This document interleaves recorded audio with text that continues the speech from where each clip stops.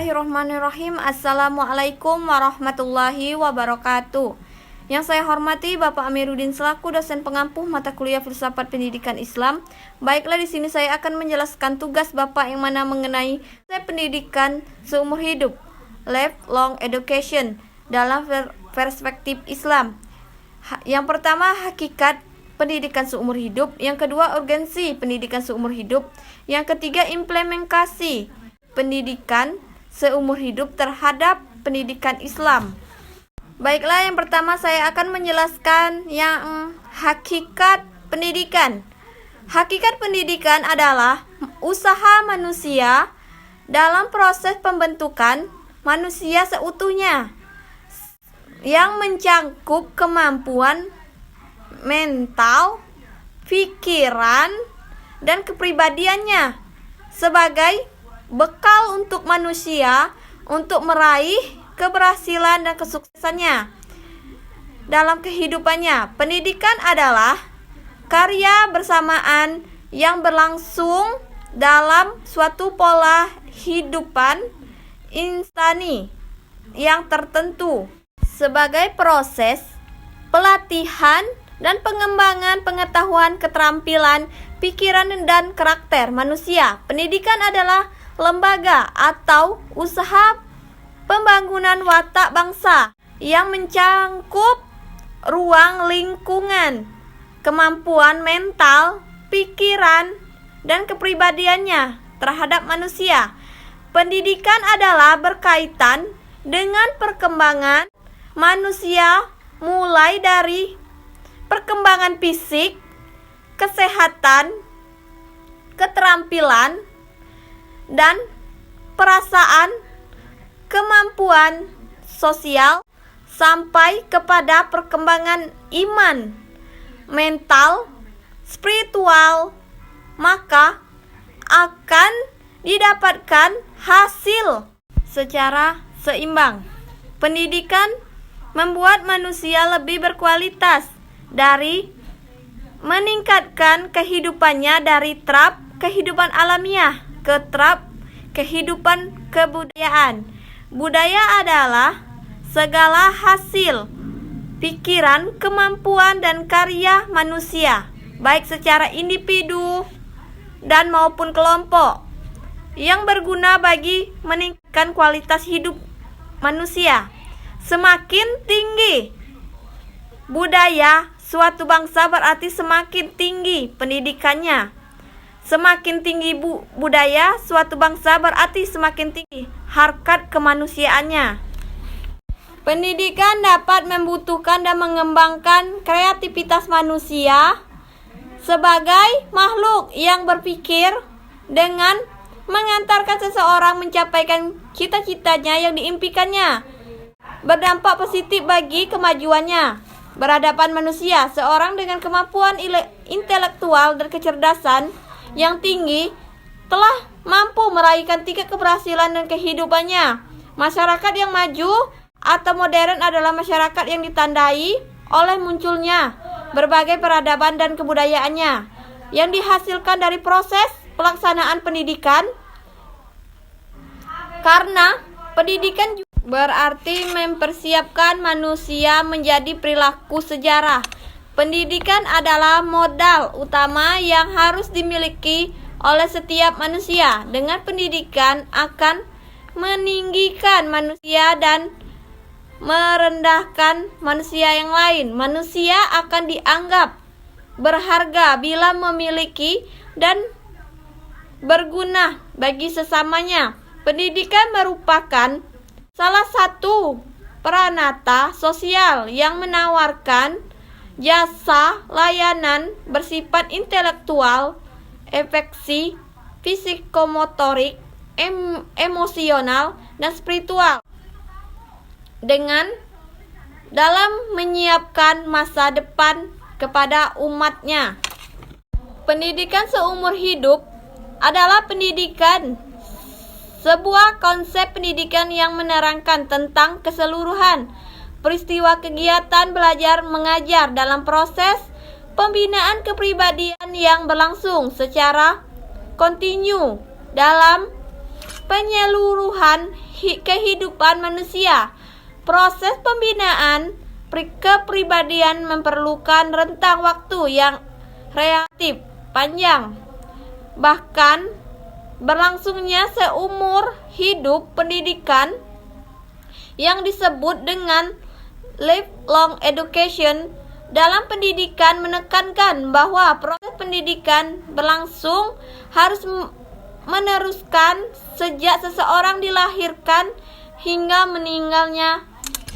Pendidikan seumur hidup adalah sebuah sistem konsep pendidikan yang menerangkan keseluruhan peristiwa kegiatan belajar mengajar dalam keseluruhan kehidupan manusia. Proses pendidikan seumur hidup berlangsung secara kontinu dan pendidikan terbatas oleh waktu.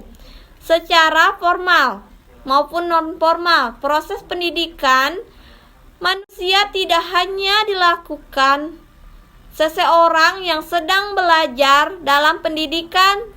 Sebenarnya sudah sejak lama dipikirkan oleh para tokoh-tokoh pendidikan, dan Islam sudah mengenal pendidikan itu seumur hidup, jauh dari sebelum orang-orang barat mempopulerkannya.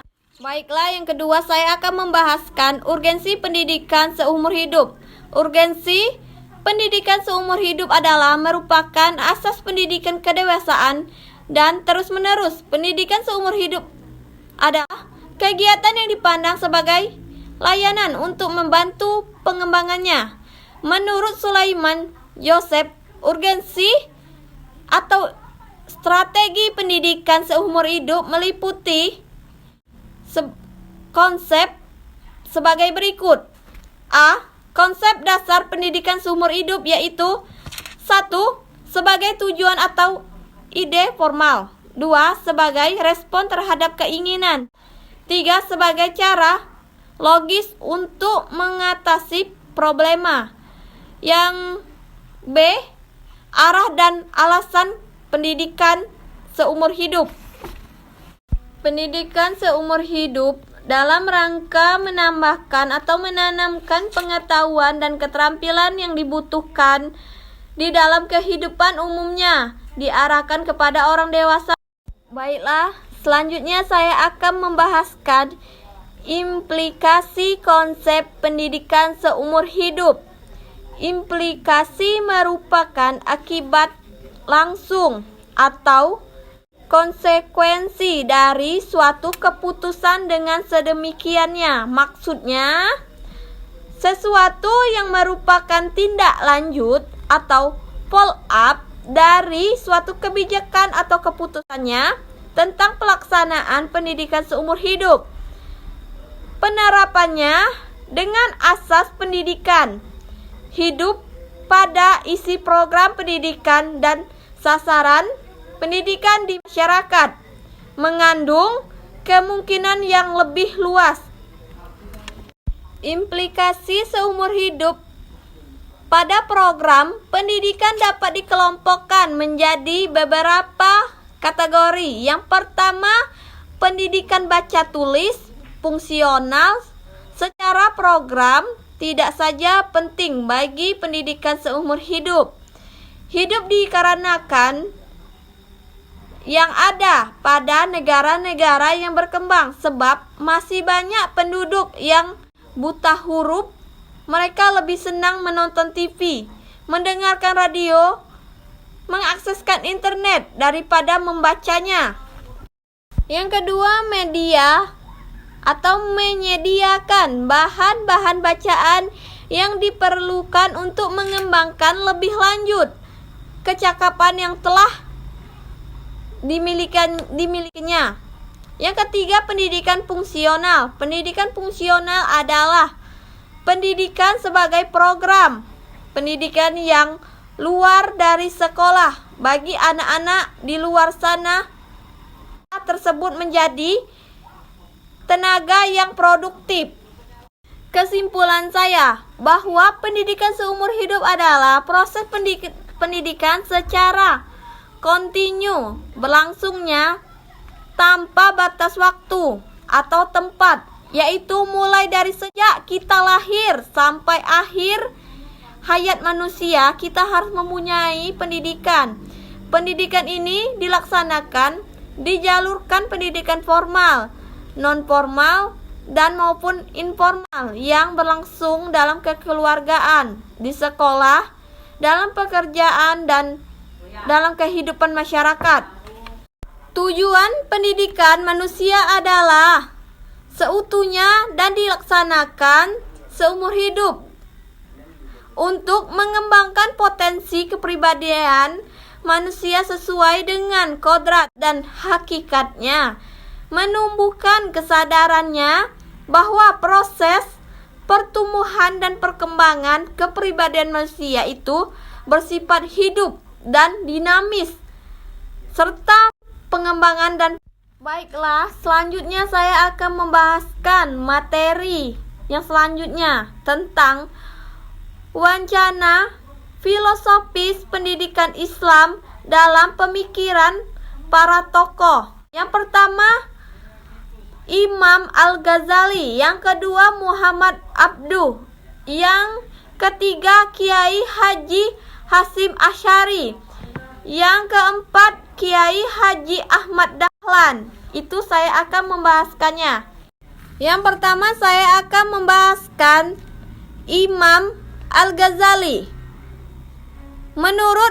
Untuk mengetahui pandangan dan pemikiran Al-Ghazali dalam pendidikan dapat diketahukan antara lain dengan cara mengetahui dan memahami pemikiran yang berkenaan dengan berbagai aspek yang berkaitan dengan pendidikan, yaitu aspek peranan pendidikan dan tujuan pendidikan, kurikulum pendidikan, dan metode pendidikan.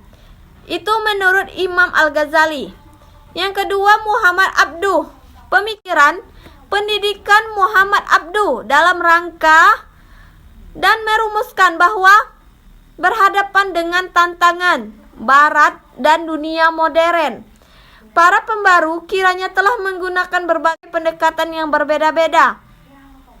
Gerakan pembaruan Islam dalam perkembangan yang paling awal sesungguhnya munculnya berkaitan dengan respon kaum muslimin untuk mengatasi berbagai masalah sosial. Salah satunya dengan karakter atau watak pembaruan Islam tempo adalah menggunakan kacamata agama untuk mengatasi masalah-masalah sosial yang menimpa kaum muslimin berkenaan dengan lahirnya modernisme. Yang ketiga, Kiai Haji Hasyim Asy'ari. Pemikiran pendidikan Hasyim Asy'ari, kehadiran Hasyim Asy'ari dalam tubuh Nuh telah memberikan kebanggaan tersendiri bagi warga Nuh. Sementara itu, pembuatan kecintaan warga Nuh terhadap organisasi semakin bertambah besar dalam konteks studi Islam tradisional memiliki pengertian yang berlawanan dengan modernisme.